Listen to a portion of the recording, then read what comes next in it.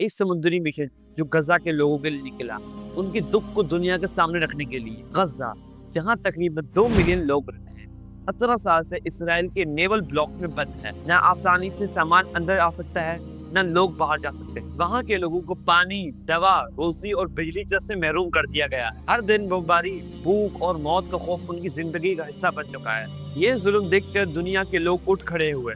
इस फ्लोटिला का आइडिया सबसे पहले 2010 में फ्रीडम फ्लोटिला के मूवमेंट के जरिए आया था। ये तुर्किश मावी मरमना पर इसराइली अटैक हुआ था। उस वक्त से ये मूवमेंट हर कुछ साल बाद निकलता रहा।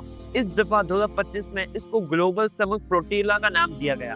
समद का मतलब है मजबूती और सब्र। एक मिसाल उनके लिए जो जुर्म के बावजूद भी हिम्मत नहीं हारते। इस फ्लोटिला का सफर सितंबर 2025 के आखिर में शुरू हुआ। यूरोप के मुख्तलिफ पोर्ट्स, तुर्की, ग्रीस, स्पेन, इटली, नॉर्वे और स्वीडन से 40 से ज्यादा शिप्स निकली। हर शिप में दुनिया के मुख्तलिफ लोग थे, डॉक्टर, नर्सेज, जर्नलिस्ट, प्रोफेसर और आम इंसान जो इंसानियत का पैगाम लेके निकले थे। इन जहाजों का मकसद था ह्यूमैनिटेरियन एड पहुंचाना, दवाइयाँ, पानी, खुराक और एमरजेंसी सप्लाईज। लेकिन इस मिशन का असल मकसद और भी गहरा था।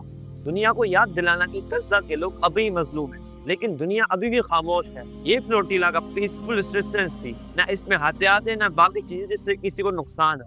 अगर कुछ था तो उनके पास था इंसानियत का जज्बा। जब ये शिप समंदर में सेल कर रहे थे, तब हर मुल्क के लोग एक दूसरे को दुआएं और नशीरें सुना रहे थे। उनके दिल में खौफ भी था, लेकिन उनका यकीन मजबूत था कि अगर हम गजा तक नहीं भी पहुंच रहे, फिर भी दुनिया तक उनका दर्द जरूर पहुंचाएंगे। हर शिप पे एक फलस्तीन का फ्लैग लहरा रहा था, उम्मीद की निशानी के तौर पर। जब ये काफिला गजा की तरफ पहुंचने लगी तो इसराइल ने अपने वाटर शिप से इनको पर हमला कर दिया। इसराइल ने उनकी चारों तरफ घेरा डाल दिया और उनको अरेस्ट कर दिया। रिपोर्ट के मुताबिक 450 लोगों को अरेस्ट किया गया।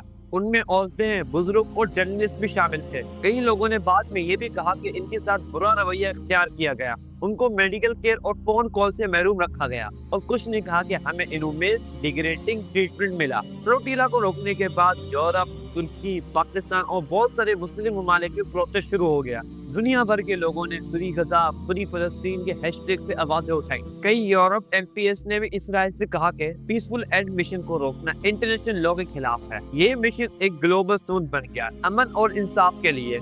रसूलुल्लाह सल्लल्लाहु अलैहि वसल्लम ने फरमाया कि मजलूम की मदद किया करो, चाहे वो आपको कोई दुश्मन क्यों ना हो। इस्लाम हमें सिखाता है कि जुल्म के खिलाफ खड़ा होना ईमान का हिस्सा है। ये फ्लोटिला हमें याद दिलाता है कि इंसानियत और दीन कभी अलग नहीं है। गजा के बच्चे हमारी दुआओं और आवाज के मुंतजिर। ये सिर्फ फलस्तीन का मसला नहीं, ये इंसानियत ज़मीर का इम्तिहान है।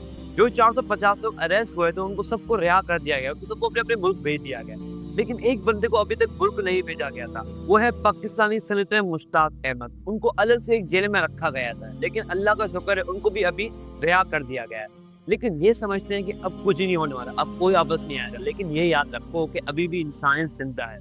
अगर हम अभी वापस आए, हमारे लोग वापस आए, तो एक बार फिर आएंगे और एक बड़े काफिले में आएंगे। आप तैयार रहना। उम्मीद है वीडियो पसंद है, वीडियो पसंद है लाइक करना, शेयर करना, कमेंट्स करना, सब्सक्राइब करना। मिलते हैं वीडियो में। अल्लाह हाफिज़।